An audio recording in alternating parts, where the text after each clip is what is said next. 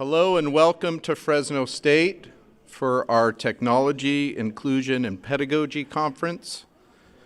We are thrilled to have you all here to explore the ethical use of artificial intelligence. We will begin with a land acknowledgement. The Fresno State campus sits in the midst of the San Joaquin Valley, a valley rich in the traditions and representation of the Native American peoples and cultures. We are grateful to be in the traditional homelands of the Yokuts and Mono peoples, whose diverse tribal communities share steward over this land. My name is Brian Barrett. I serve as the director for our Office of Innovation and Digital Excellence for Academic Success, the Office of Ideas. And it's my pleasure to welcome those of you who are here in person on Zoom, as well as those of you who may be watching this as a recording. We are excited to have students, staff, faculty, and administrators gathered from around our Valley school districts, community colleges, our Fresno State campus, the CSU and UC systems, private institutions, and beyond. I'd like to quickly thank our team in the Office of Ideas and Center for Faculty Excellence, the Resnick Student Union, our Office of Institutional Research, our associated students, as well as our Provost, Provost Fu, and our President for making this special event a reality.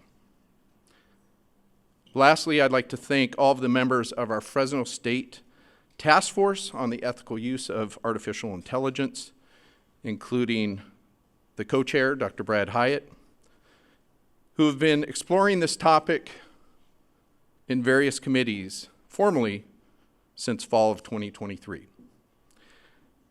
Now, please join me in welcoming our university president to the podium. Dr. Saul Jimenez Sandoval. Thank you very much, Brian, for that introductory remarks. And it's my true honor to welcome all of you to today's TIP, Technology, Inclusion, and Pedagogy Conference here at Fresno State, where we will talk about the role of AI in our classrooms. Today marks our collective dialogue on the application of AI. In the hands of ethical practitioners, AI presents a future of possibility for all of us. So first and foremost, I'd like to thank Dr. Brian Barrett for everything he's done to make this possible, and of course also the provost and everyone else. There's a whole team behind this conference, so round of applause for them, please.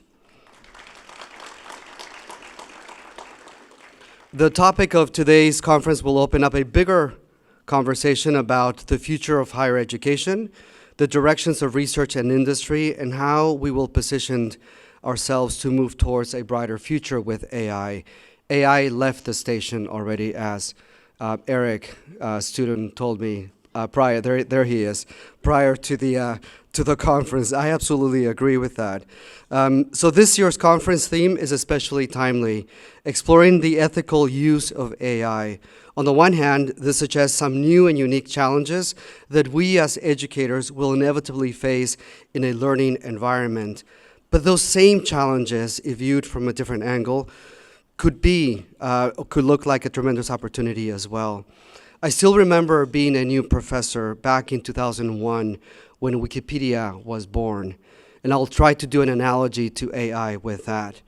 We in the academy were disdainful of this source of information that anyone could access, number one, and number two, that anyone could edit or anyone could write. How dare they? We said, to ourselves in academia, Wikipedia show up with a free encyclopedia when anyone can actually write anything in it.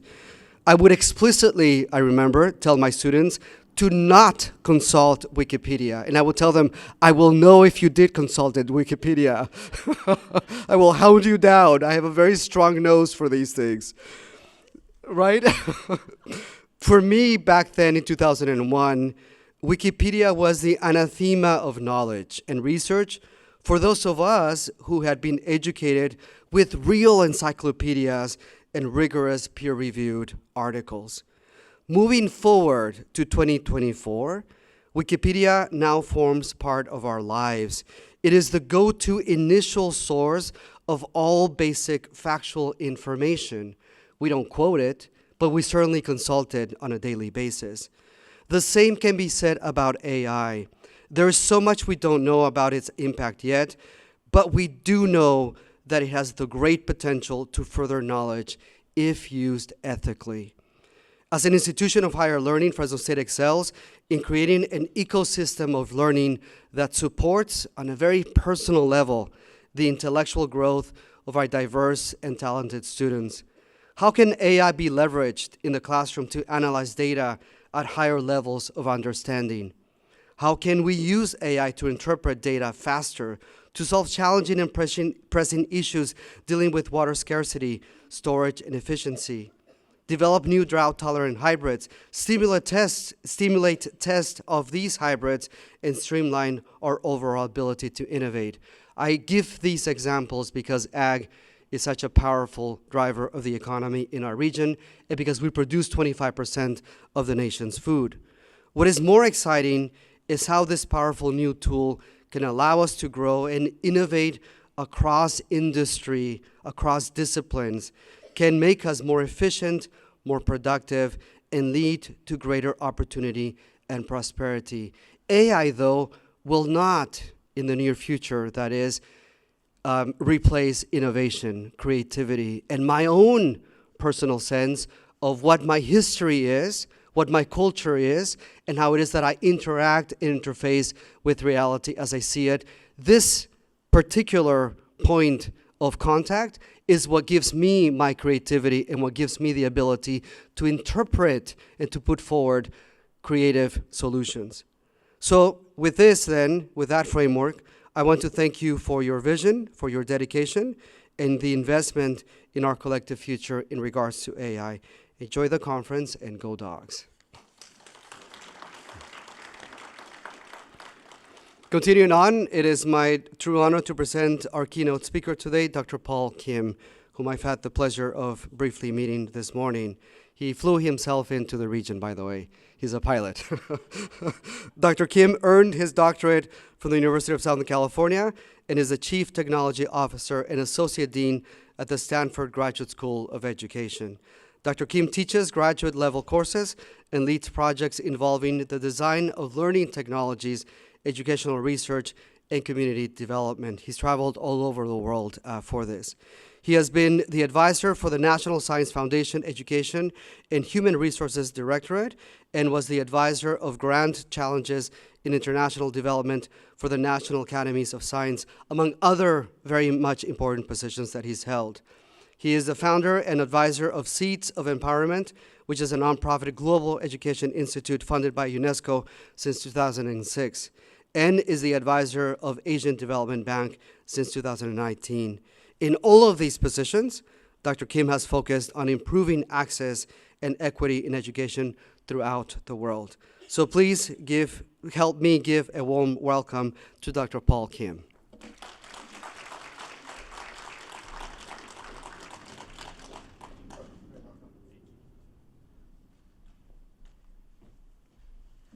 Thank you, Mr. President and the Provost and the faculty and students and staff here. I'm very honored to be here in such a vibrant campus here.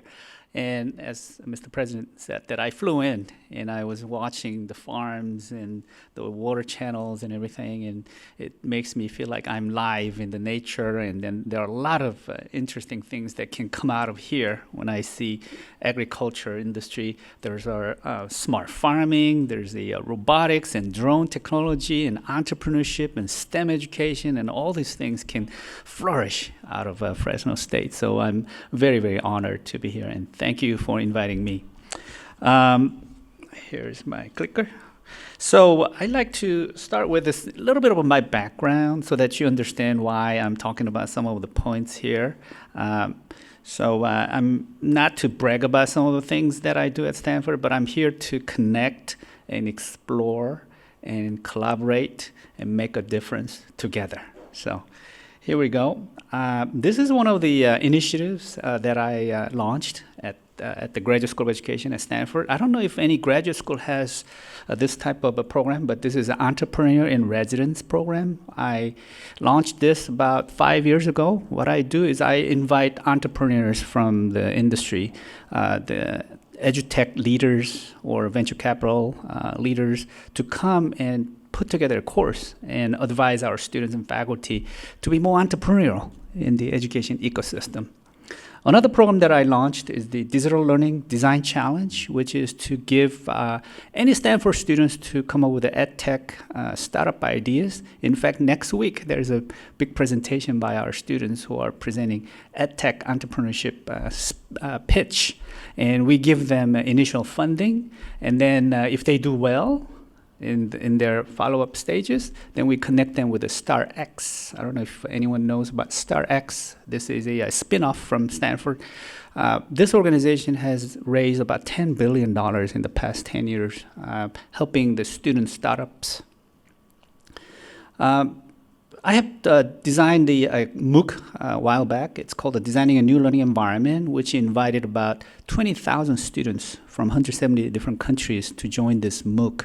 I was surprised to see students coming from Lahore, Pakistan, and Zanzibar, Tanzania. I did not know how they were able to find it, but they found it and joined it. It was an amazing experience. In fact, when I was leading that class, I was in Tanzania doing an education project with a smartphone. So I think the internet has done something to the ecosystem in the education space. Currently, this winter quarter, we have a quarter system. So winter quarter, I'm leading this course at the D School, designed to equip learners in under-resourced communities. This is the title of the course. Basically, I connect our students with communities in the developing regions. For example, I worked in Mexico with various indigenous community schools. And so I'm connecting them with our students to work with those communities and come up with the design solutions that would make a difference in their lives. Another example is the Syrian refugee children currently residing in Lebanon. And many of our students are working with communities like these around the world to come up with some design solutions to help them educate and empower. And a few other things I've done. I've traveled to various places.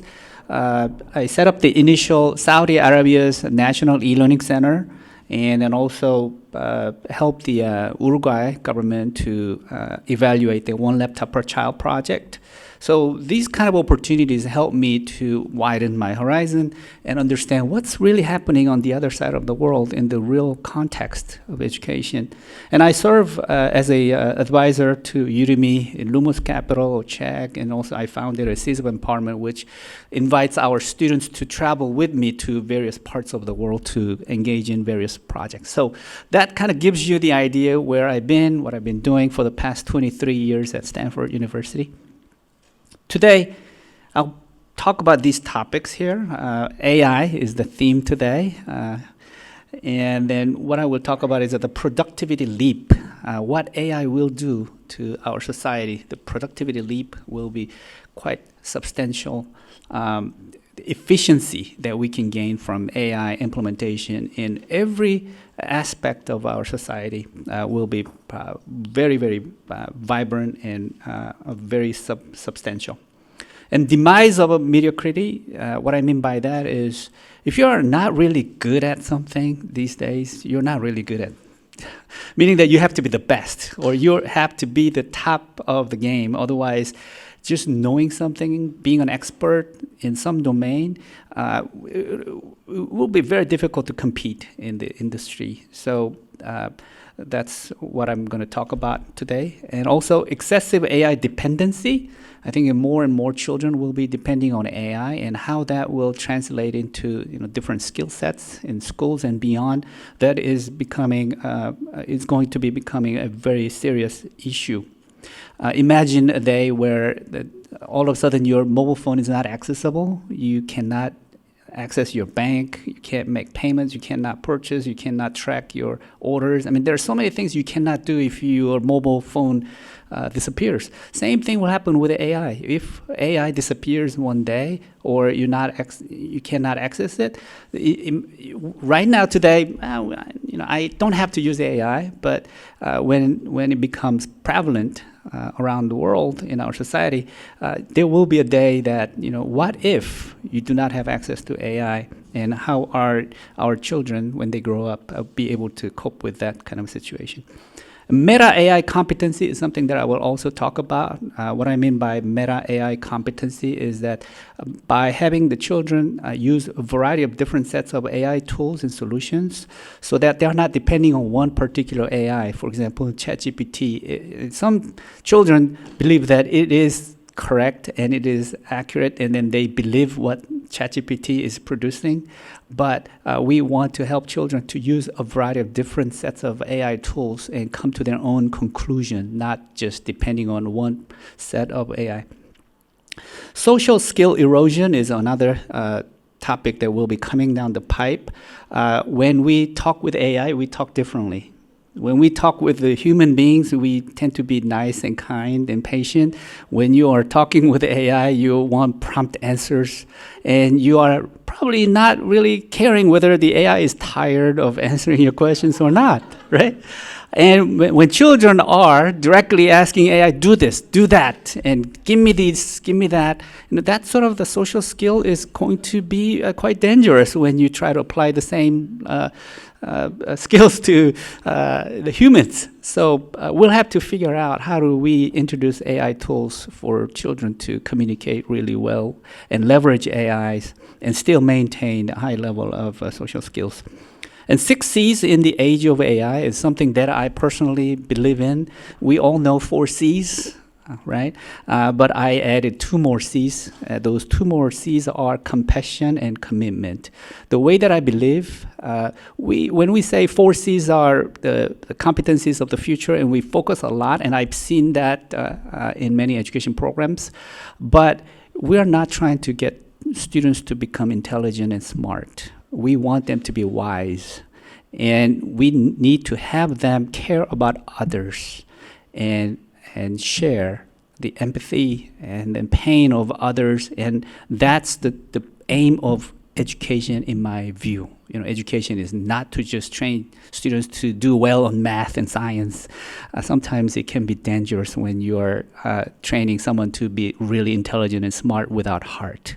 So that's why 6 C's is going to be a very important topic.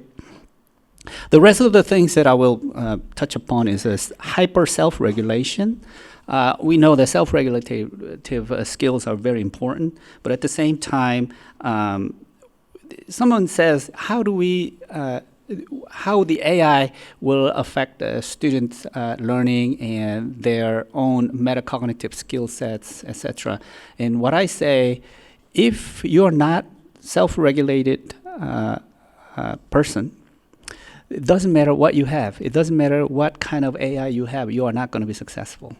But if you are, if you have self-regulation skill sets, and if you leverage AI, then you will be able to come up with various types of competencies encompassing the abilities and capacities to make a difference in the world.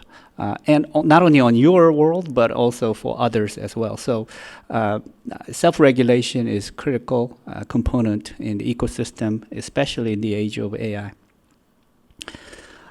So to me, I've done some studies around the impact of AI in the education ecosystem, and my conclusion is that AI is still in its embryonic stage. It's a very nascent stage.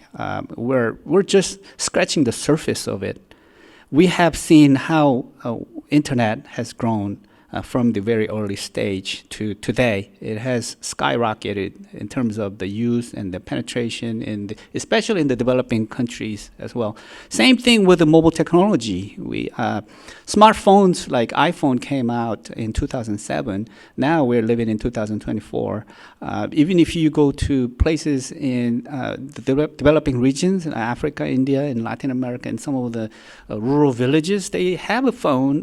They can do Facebook and on Instagram and things like that. And in fact, I do Instagram with the children living in Lebanon who are the refugees from Syria. And I do Instagram with them. And this is kind of a different use of technology. I mean, this type of thing wasn't possible decades ago, but now this connection, the connectivity, it is amazing. The same thing will be happening with AI as well. The industry projects that the growth of AI will be just like the growth of a mobile phone. So imagine what we will be using 10 years from now on. It's mind-blowing. In 2015, this is the prediction that I had about AI in education. I was giving a talk at a university in 2015, and I said the AI will be used to help in the formative and summative assessment and predictive analytics and counseling. AI will be helping with the game-based learning, intelligent reporting, and real-time dashboard services. And AI will be helping with intelligent teaching assistant and personal tutor, etc. So these are the kind of things that I talked about. And then people really thought, ChatGPT wasn't there at that time. So they thought, okay, all right, well, we'll see what happens. But now there's so many apps and solutions that are touching various aspects of the education ecosystem as something that will help with interaction, that will serve as an assistant, brainstorming partner, and coaching and tutoring and counseling. And there's so many things that are happening in the education system with these different topics. Major solutions that we all know of, like ChatGPT, DALL-E, the OpenAI Codex, and Facebook Midjourney, Microsoft Copilot, Stable Diffusion, and Gemini, and things like that. Actually, there's a list of all these new tools, the major ones and the minor ones, all in the website futuretools.io. Probably you heard, if you're in the education space, you probably heard about this solution called the Merlin Mind. How many of you have used Merlin Mind? One so far. How did you like it? Okay. Using it. Yeah.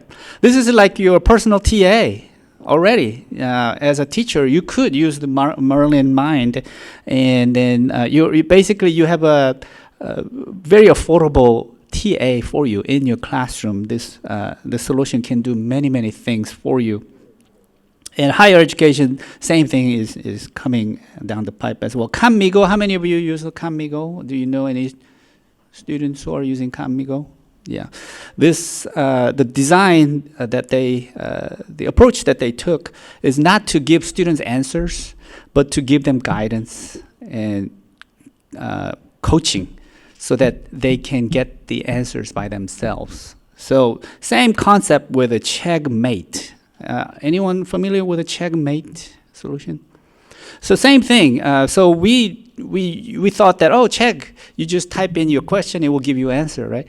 But the way that they redesigned everything with AI is that it does not give you the answer. It gives you step-by-step procedures, explanations, and coaching so that it can help you get to the answer.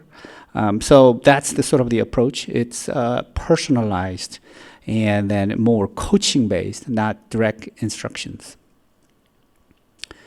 So McKinsey says that 42% of the K-12 students use Gen AI tools in schools today. 63% of the KI teachers use ChatGPT to enrich learning. 49% of higher education students regularly use Gen AI. And 75% of faculty who use Gen AI believes that the students will need to know. Students will need to know how to effectively use Gen AI to succeed professionally. So in my own class, I do not mind when students are using Gen AI to produce any, whatever the materials that they need to produce. I just tell them that you can just disclose whether you use it or not. But I do not stop them from using Gen AI tools to do their assignments and design their products and so forth. Some faculty members said that, oh, the students may use this as a cheating tools. And what I tell the professors is that don't give them assignments that are cheatable. Simple as that. And Gen AI case, there are many different uses. So for example, when you're preparing your lessons, you can use the Gen AI as your co-pilot. So obviously the co-pilot has that functionality already. And then we have developed a chatbot for our class, basically. So you could develop your own TA bot for your class, which answers student questions at midnight, 4 p.m., 4 a.m., doesn't matter what time. The students go in there and then they ask all kinds of questions and they get pretty good answers. And the way that we design our bots for our classes are in that we feed our documents of the concepts and models and principles of design thinking, and then we create this bot for students to access anytime and ask questions. And the students are pretty happy with our class bot. And so I think all of you can create your own bot today. When you go home, you create your own classroom bot for your to become your TA and be able to engage students. And all the questions that students type it in are recorded. So it will get, you can use that data to refine your bot over time. So the more students use it with more questions, your bot gets better and better. And so that is the concept, and it's available already. So a lot of school districts have come to me and asked me about, how about essays? How do you get the AI to evaluate essays? And there are multiple companies already that are doing a fabulous job in terms of evaluating essays and in open-ended questions and things like that. So it's not a problem at all.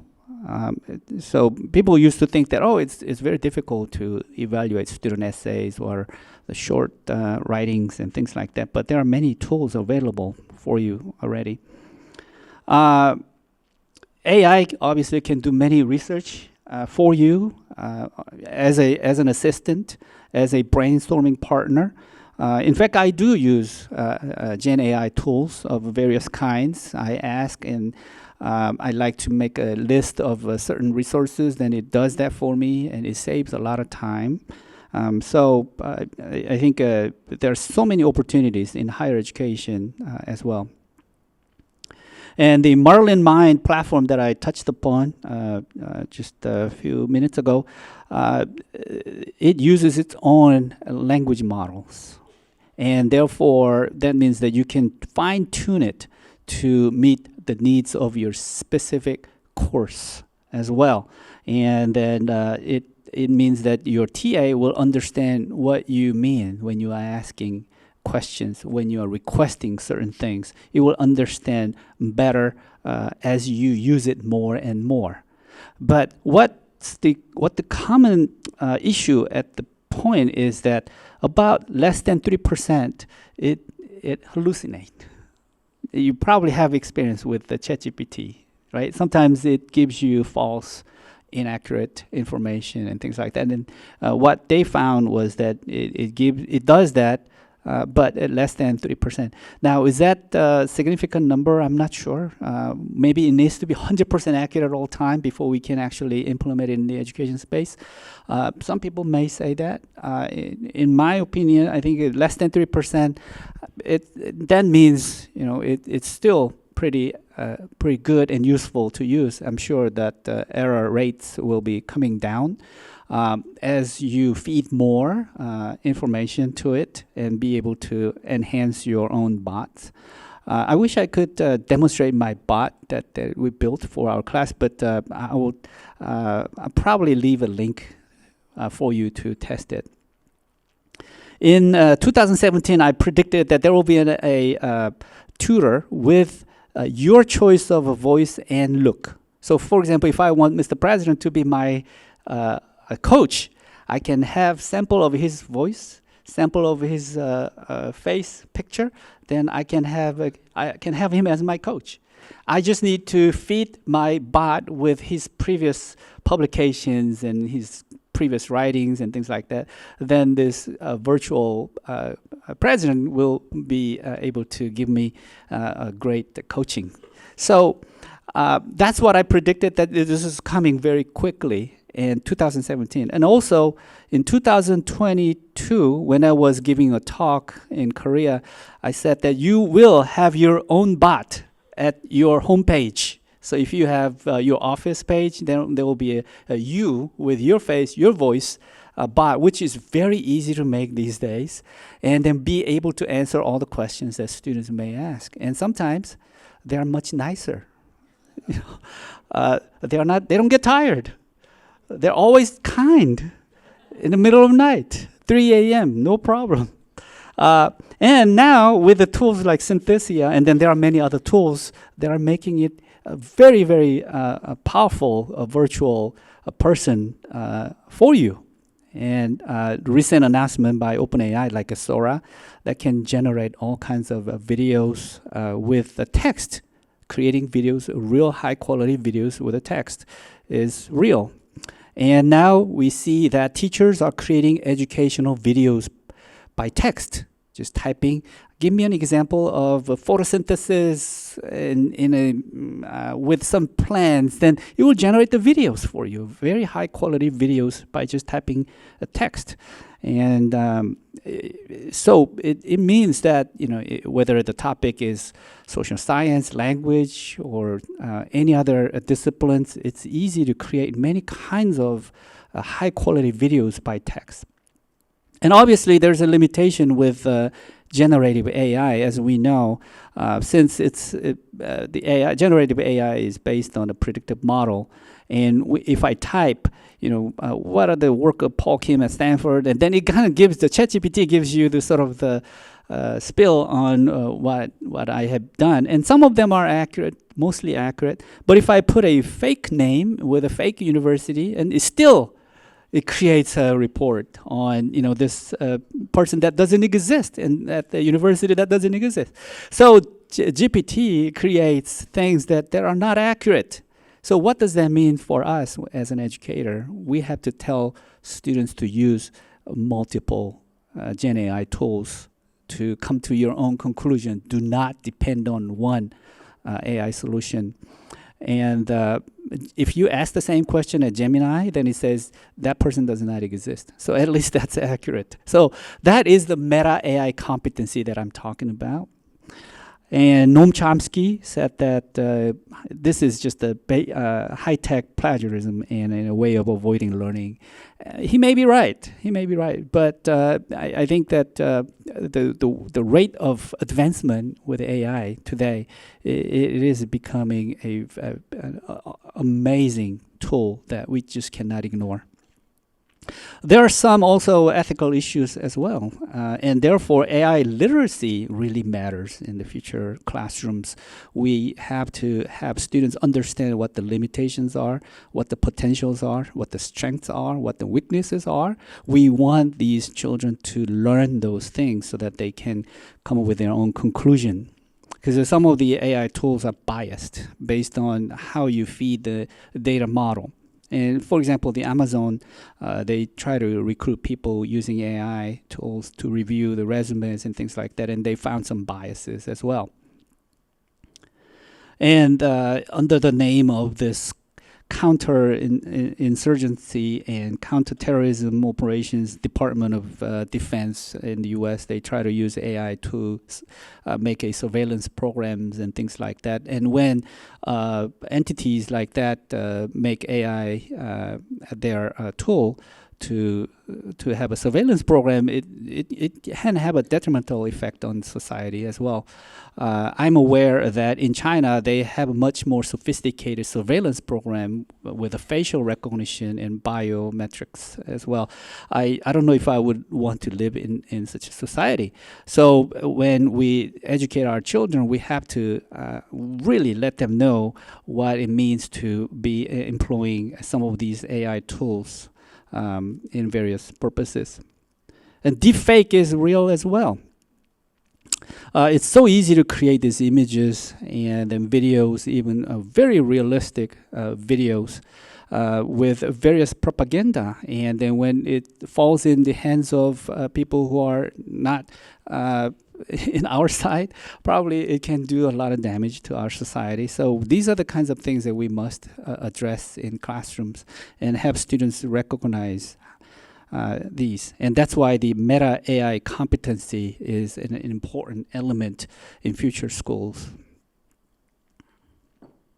There are many ways to create learning opportunities for students.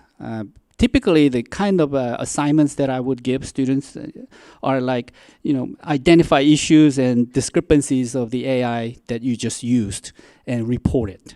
Right? So not just writing an essay about a topic, but when you write the topic, use AI and see what the discrepancies are and what did you find and what are the issues that you identified. Report them as well. So that's one way that we've been encouraging our students to use AI. And also explain the thought process. How did you arrive to the conclusion? And what sort of tools did you use and resources, and cite them as well. And also compare and improve. Use multiple AI tools and compare the results and try to come up with a better assessment of the topics that you covered. And then foster creativity. A few months ago, I was asking ChatGPT to program something for me, and I wanted to deploy an educational game. And basically, I asked ChatGPT, hey, give me the set of codes that uses the NoSQL database with Python as the programming language, and then Replit was the design framework. And then the ChatGPT gave me the set of all the codes that would take me a week. And it did it in a matter of a minute. And then I just copy paste and launch the app in a matter of minutes. And so I think these are the kinds of things that are possible today, and making a very, very different sort of a level of efficacy and effectiveness in the industry. And also, when we ask our students to design products or come up with classroom products, we ask them to come up with various hypothetical questions, and using AI as a brainstorming partner, right? So, for example, when my students were designing a solution for a school district in California, they came up with a tool that will help remind parents about their children's activities at school. And they were designing it with AI tools. And then I asked the students, hey, why don't you use the AI as a brainstorming partner and throw in some hypothetical questions and see if AI is suggesting you a sort of a new ways of designing or enhancing your design as well. And the students were able to throw in some hypothetical questions to come up with better designs. And that's a very typical process. We've been hearing about this that a lot. 65% of the children entering primary school today will ultimately end up working in completely new job types that don't exist yet. And then how do we get them to be developing competencies that are adequate for future societies? It's a big concern for us. And some of the integration strategies that I have been involving in classrooms like this. We can do more design-based. We can do more project-based, team-based, experimental learning models, and have students ask and document questions and designs at different stages of learning. So we're not doing any just writing essays or taking exams as an assessment strategy. We're not doing that at all. We always involve students in hands-on, team-based learning programs as appropriate. And 6 C's. In the age of artificial intelligence, this is the sort of from my own personal projects. Why do I think that the 6 C's are important? Our dean at the Graduate School of Business said that students of today who are coming to Stanford are not just interested in getting the degree at the end of the program. They want to make a difference in the world. And that motivates our students to be more aware of the needs of our society. So they are not just trying to gain the knowledge and the degree at the end of the program, but they want to make a difference. And therefore, as we all know, that Bloom's taxonomy has defined, what types of learning activities are appropriate, and then this hasn't changed for decades and decades. We want students to be creating, evaluating, analyzing, and applying their knowledge in real-world context. As an example, ammonium nitrate. This could be used in two different ways. It could be used as a fertilizer, or it could be used to make bombs.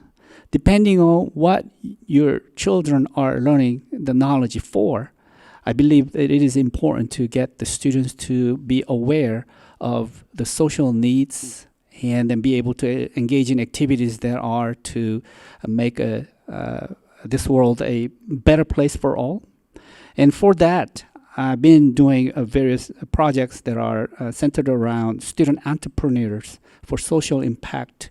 And that tends to make a better impact on student learning. Instead of just having students work on science projects, math projects, solving problems, we ask them to design things. How about designing 3D printed hands for those children who were born with a defective form of hands? And when students engage in these types of projects, they get much more motivated. And this particular project turned into an organization that created lots and lots of these 3D printed hands for children around the world. This is another project that I've seen in one of the schools in Silicon Valley. This is a 5th grade classroom. Students are performing a laparoscopic procedure to remove the blood clot from heart. They created a 3D printed heart, of human heart, and then they implanted in that a little robot, and they are simulating this surgery. This is a 5th grade class. I don't know what I was doing in 5th grade. Probably not like this. I don't know about your classes in 5th grade. So when I was watching them doing this, all of a sudden the monitor turned off, and I thought in my mind, like, wow, now that's great. Let's see if they can fix that. And then students were rebooting the Raspberry Pi server that's implanted in the robot, and they were able to get the screen back online and continue to perform the surgery demonstration.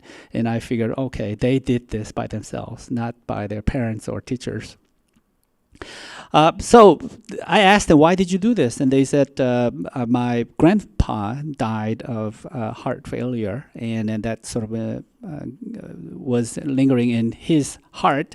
And then he thought that I would like to create this simulation so that more students can understand what this means. And maybe some of them will turn into healthcare services in the future. So projects like that are now becoming more common in some of these leading schools. And I like to see classes like this everywhere. Why not having this holistic approach? In this way, you are not only learning about coding, but science and then technology, engineering, and the compassion, and all these things all together. How many of you are familiar with the Manu Prakash? Manu Prakash? Some of you know? He's the kind of kid who used to develop this paper folding things. So he was good at making this paper-based folding craft. And that's how he grew up. And then he saw many different places in India where clinics didn't have microscope. And he thought, why don't they have microscope? So he made this $1 paper-based microscope. And also, he saw that many clinics didn't have the blood separator, the blood separation, the machine. That this machine has to spin 40,000 rounds per minute or something like that to separate the blood. And then he thought that maybe I can make this with 50 cents material. And so he came up with this spinning handle that will spin more than 40,000 rounds per minute. And so he's the man who saw the needs in his own community, and he came up with these inventions. And now, do you know where he is? He's a professor at Stanford University Engineering School. That's what he does. He continues to develop these kind of little toys, but they make a significant difference in the world. And he has a lot of students in his class. He has a long wait list for his classes. Students want to take a class like that. They want to make a difference. And that's why I think that the 6 C's become very important in the education ecosystem. The way that these young children become an engineer and professor and then an innovator is they make a deep observation. They watch things and see where the needs are, where the problems are, and then they come up with endless hypothetical questions. What if I do this? What if I made this? And so forth. They make a lot of these hypothetical questions. And to me, making a critical and creative question is an important competency in the age of AI. AI would have a lot of answers, but not necessarily be making creative, critical questions for you. That's something you have to do, and that's why I believe that we have to help students develop the competency of creating quality questions. And if we have that such an ecosystem where there is the pedagogy, the content and technology, where it's evolving with technology, I think that we may be able to create an education ecosystem, something like this. Students who are doing their projects with that passion, and in the ecosystem, they end up with a lot of great entrepreneurial ideas. And then some of the students came up with solutions like this. Halo-Fi is one of the projects that came out of student projects. They teach AI to young children starting from first grade to design solutions that can help meet some of the SDGs, the 16, 17 SDGs the UN has defined. And so this is what they do. They come up with design, and then they incorporate some of the materials. Some of them could be technology, some of them could be paper boxes and things like that, and they incorporate AI models. But when they were designing these inventions, they came up with lots of hypothetical questions that start with. And that's why we emphasize the need of helping students come up with a lot of design thinking questions in the beginning. And someone said that best humans still outperform artificial intelligence in a creative, divergent thinking task.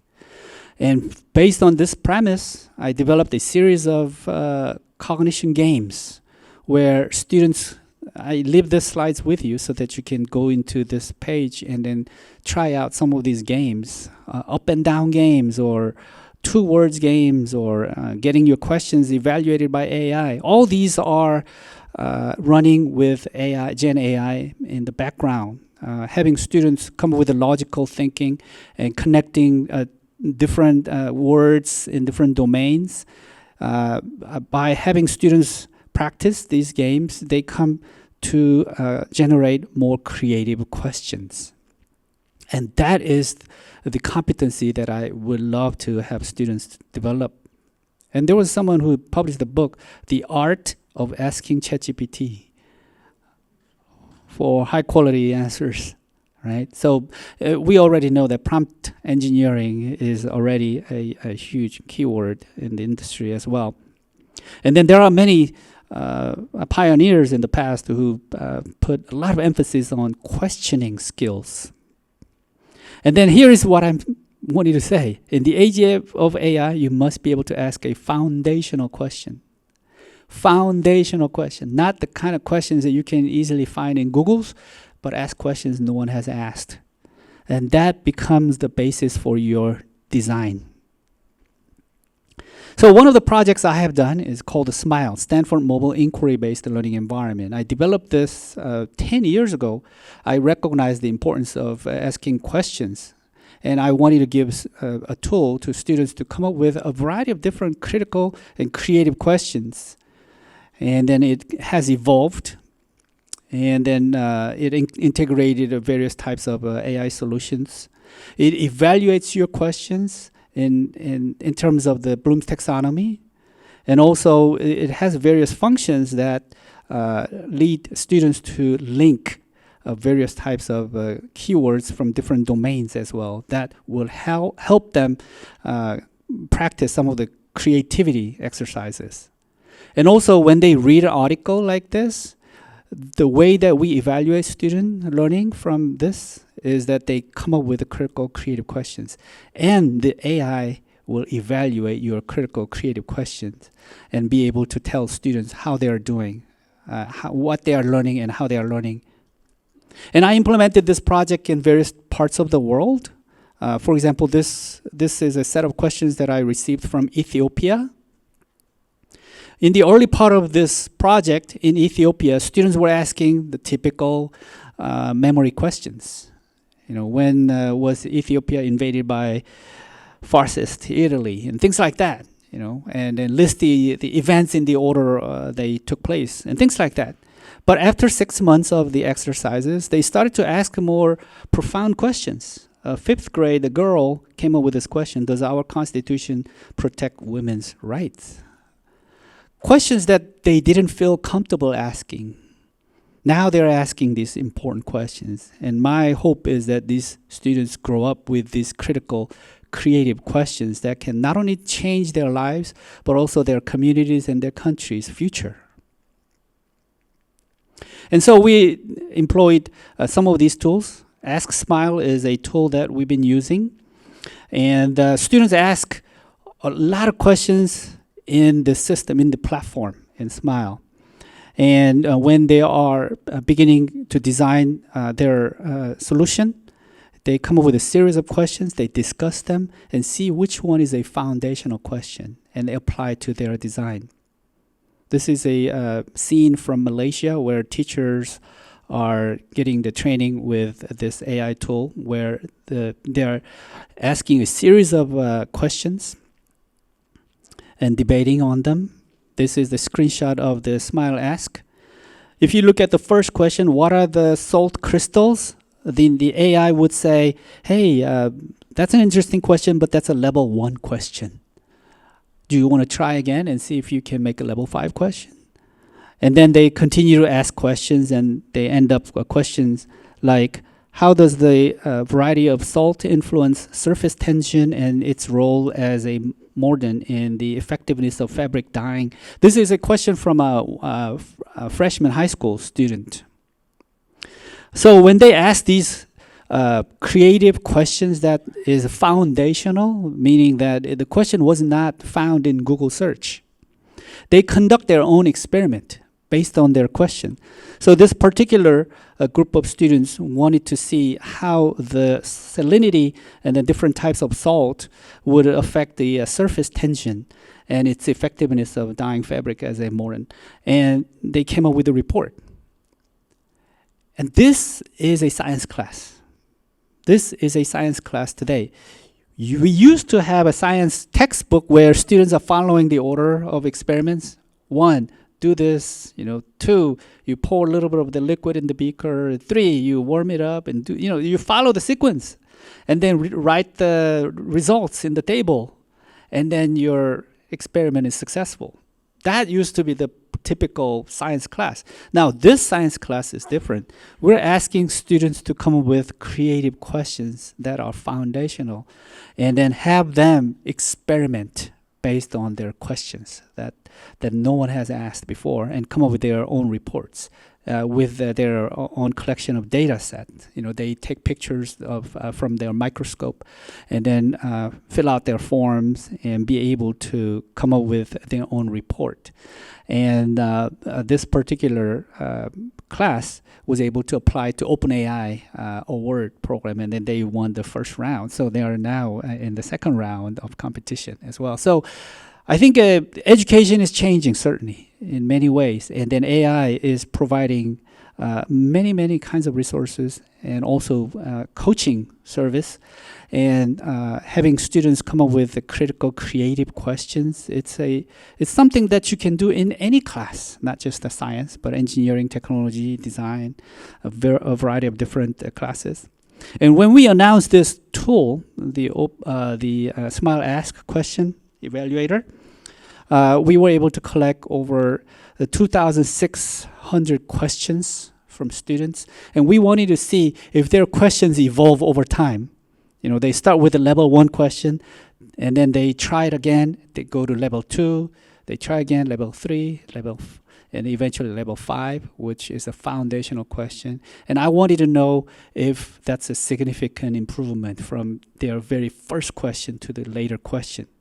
And then it turns out to be statistically significant. So I'm in the process of writing paper on that as well. So what I can say is that AI Coach is very helpful.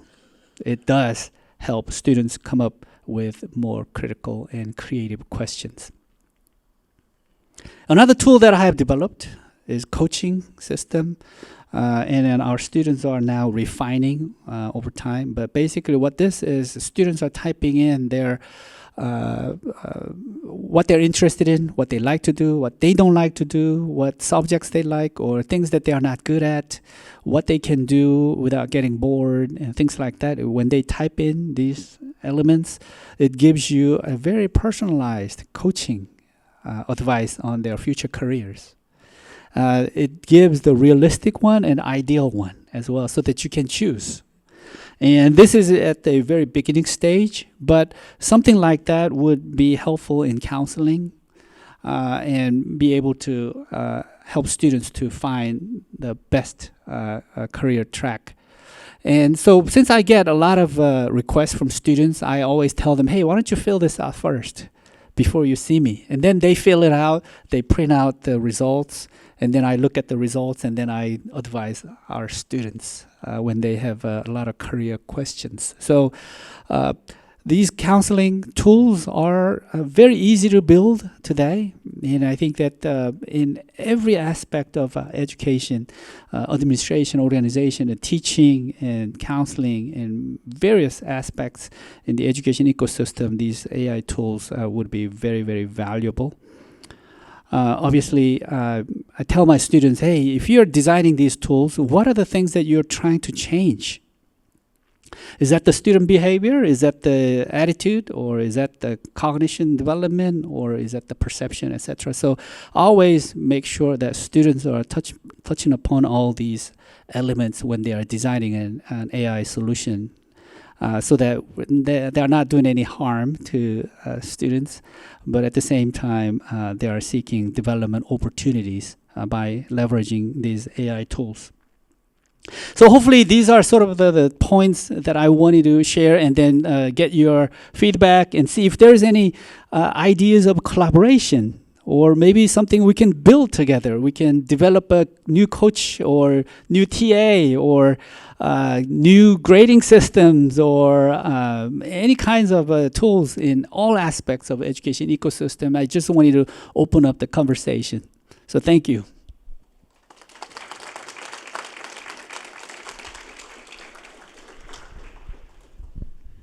So, Dr. Kim, thank you so much for your talk and so many fascinating aspects. Thank you so much. At this point, we'd like to open it up to a little bit of Q&A and answer Dr. Kim's question for us. So the biggest question that I have for you is, what's the future of learning at the university? When we consider what you just presented right now, and we consider that fundamentally speaking, AI is useful to us when you ask foundational questions, and I completely agree with you. That's where the creativity intersection is between my own history, my own cultural background, and then how I interpret reality, and then what I want to know as a person moving forward. That would be foundational to me. So if I look at institutions across the US, actually across the world, I will say that most institutions are teaching in the general education, the first 2 years of a student's career, stuff that can be found on Google.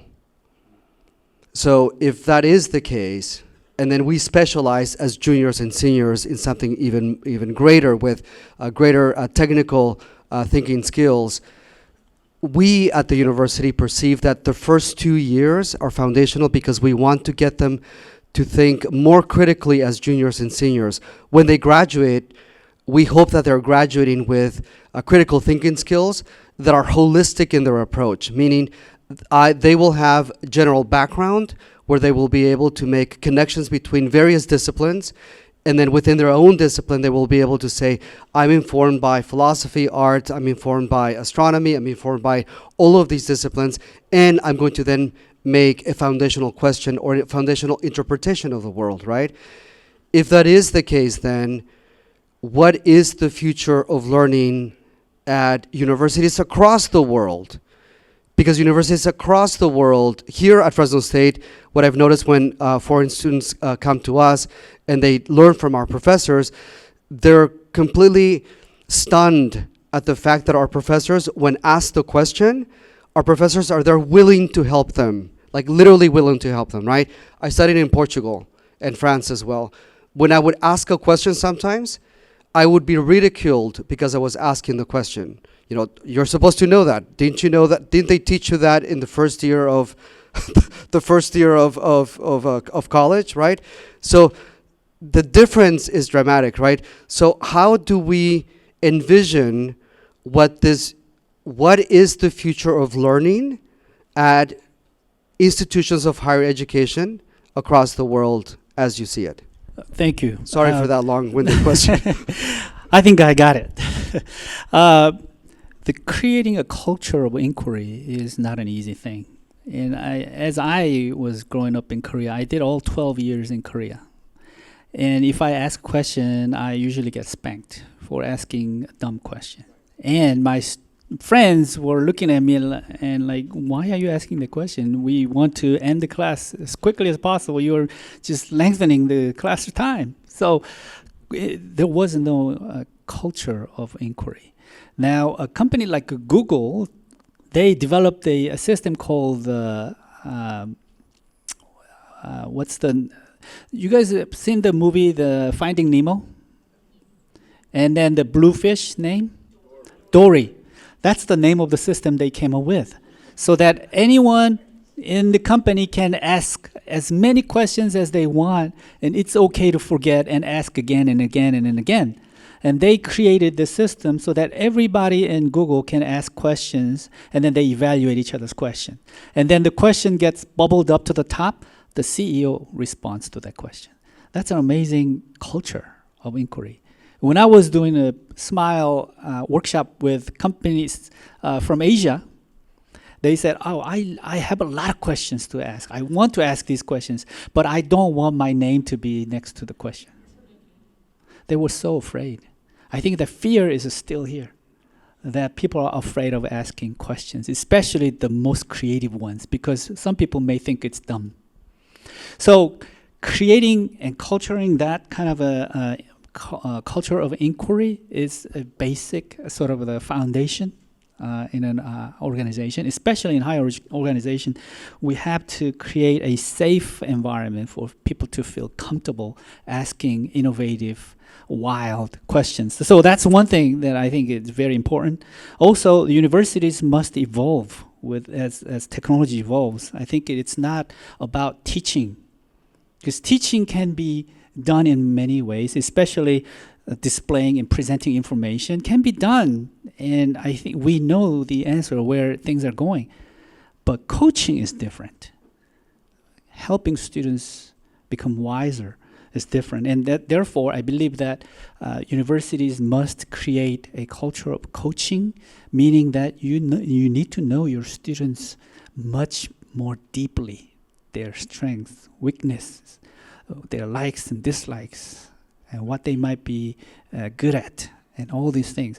So teacher and coach is a very different thing. The coach needs to understand in and out and a lot of things about the student. so that they can personalize and cater the education experiences for them. So I think the university must create a culture of coaching.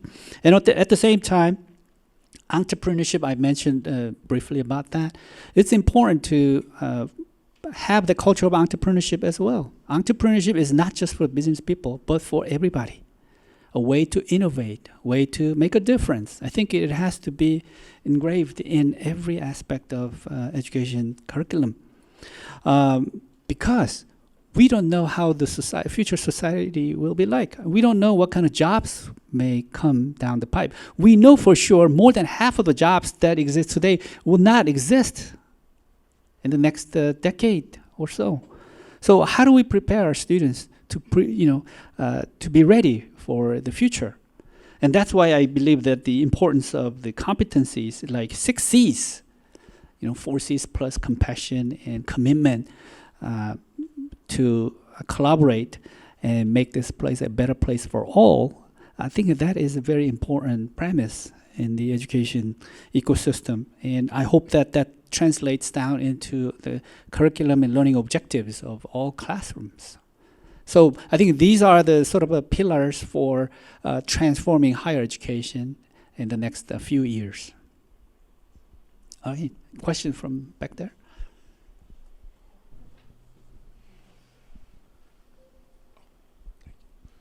So my question is, in your work, have you come across organizations or institutions that have like a high rate of technophobia, like a fear of technology or an avoidance of technology, and how does the introduction to AI either aid in that or kind of confirm that bias of not wanting to learn or progress with technology? Yeah, that's a great question as well.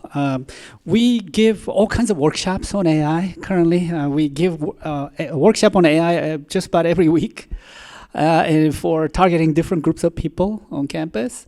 And then we started with a survey. How do you feel about AI in general? Do you have fear? Do you think it will replace your job, or do you think it's going to change your life drastically, and so forth? So we ask all kinds of questions, and then we cater various types of workshops for our faculty and staff and students.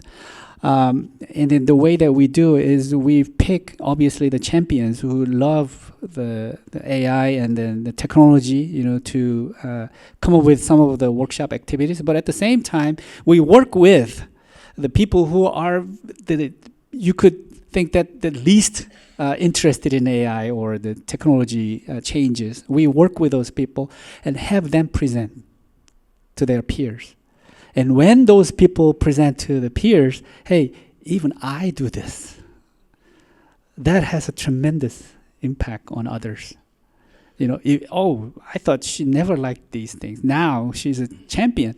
So we focus on those people who are least likely to be using some of these advanced tools and help them become champions. And then we have them spread the words and then transform their practices. And so that's the strategy we use. And then when I give workshops in developing regions, we always train teachers and have the teachers deliver the workshops while we are watching them, and then have them influence their peers. Peer influence is much more powerful. Any other question? Yes.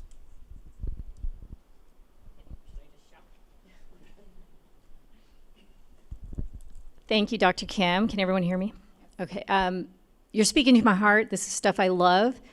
And I am a big gamer. I love to play games in my class. Students are always very disappointed to know that when they win the game, they don't necessarily get an A in the class. It's based on other things. It's very difficult to move students away from this very performance-based grading.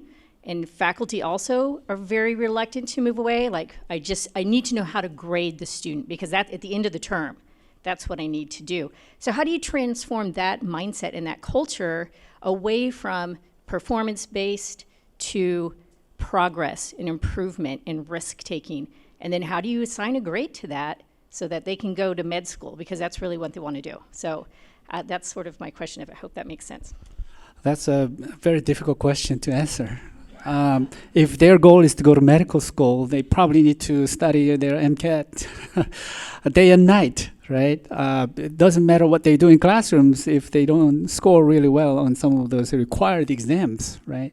So how do we really help them with assessment? At least what I've seen in Korea right now, there's a strike. Doctors are on a strike. They are saying that, we don't want more doctors. The government is trying to get more doctors because the society knows that we do not have enough doctors. And so the government tried to, we need to admit more students to become doctors. And then there's a strike. They're saying that, then our value goes down. So what is it? The society needs more doctors, yet the doctors are not interested in having more doctors. So it's a very controversial issue right now. If you go to hospital, if you see a doctor in Korea, the doctors don't even look at your face. They spend 30 seconds to diagnose you. They say, what's your name? What's the pain? Okay, take this medicine, go home. 30 seconds, done. And because they see 200 patients a day.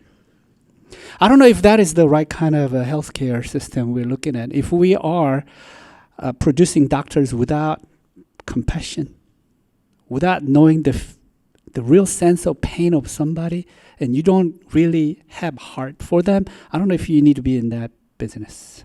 And so that's why I believe that even medical school, they need to have curriculum with 6 C's. And we do at Stanford the global education program where these students have to spend some time in the developing region helping the patients and come back with the mindset that they really need to feel the pain of the patients in order to become a real good doctor, not just smart, intelligent, who can do exams really well. So I think that's the sort of the premise, and therefore I cannot change the MCAT system or anything like that, but at least we can have the students to have 6 C's when they go out to see their patients. Yes. We'll take one more question. Yeah.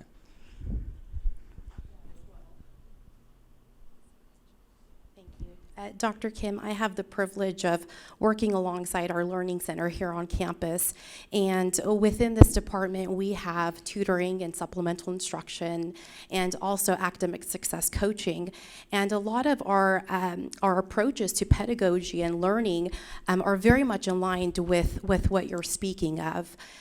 So we do promote active learning and Bloom's taxonomy, and we really do take an approach of coaching and helping students receive knowledge rather than simply giving the information to them.